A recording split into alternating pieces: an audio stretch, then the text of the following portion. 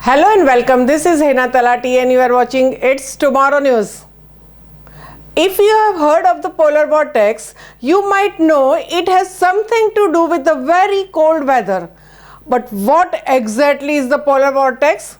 The polar vortex is a large area of the low pressure and cold air surrounding the Earth's both north and south poles. The polar vortex always exists near the poles but weakens in summer and strengthens in winter.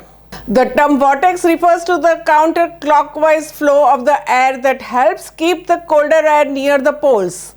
Many times during the winter in the northern hemisphere, the polar vortex will expand, sending cold air southward with a jet stream. So we can say that the polar vortex is a low pressure area, a wide expanse of swirling cold air that is parked in the polar regions. And what causes the polar vortex? When the low pressure system is strong and healthy, it keeps the jet stream traveling around the Earth in a circular path. The jet stream is a band of reliably strong wind that plays a key role in keeping colder air north and warmer air south. Without that strong low pressure system, the jet stream does not have enough force to maintain its usual path. It becomes wavy and rambling. When high pressure systems get in its way, a collection of cold air pushes south along with the rest of the polar vortex system. Is all cold weather only due to the polar vortex? Cold temperatures due to the polar vortex are not rare in the United States, but not all cold weather comes from the polar vortex. Although cold air from the polar vortex can be pushed south, it typically remains parked in the polar regions. It takes pretty unusual conditions for the vortex to weaken or migrate far south. Other weather conditions can cause cold Arctic weather to travel south too. This is not confined to the United States.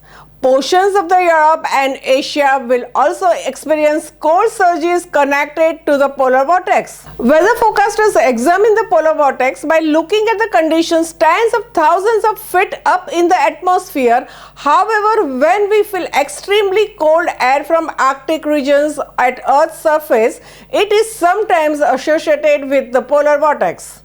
By itself, the only danger to humans is the magnitude of how cold temperatures will get when the polar vortex expands, sending Arctic air southward into the areas that are not typically that cold.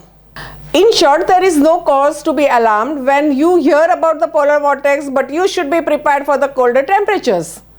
So, how the polar vortex actually forms?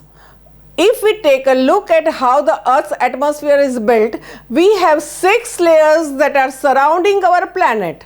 Most of the weather of our lives occurs within the lowest 2 layers known as troposphere and stratosphere layers.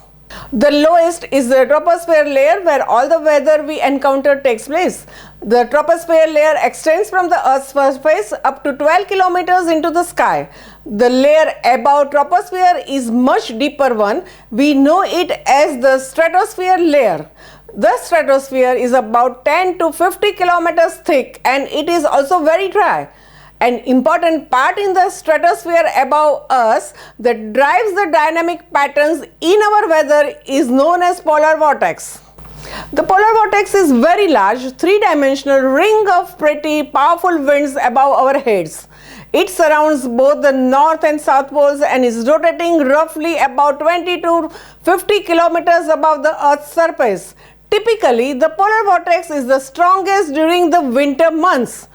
Note that both troposphere and the stratosphere layers are very crucial for our planet's climate. The polar vortex literally covers most of the bottom half of our atmosphere from the middle of the Earth's troposphere up into the most of the stratosphere layer. So, as it is strongest during the winter months, it has an important role in the winter weather across the high and mid latitudes.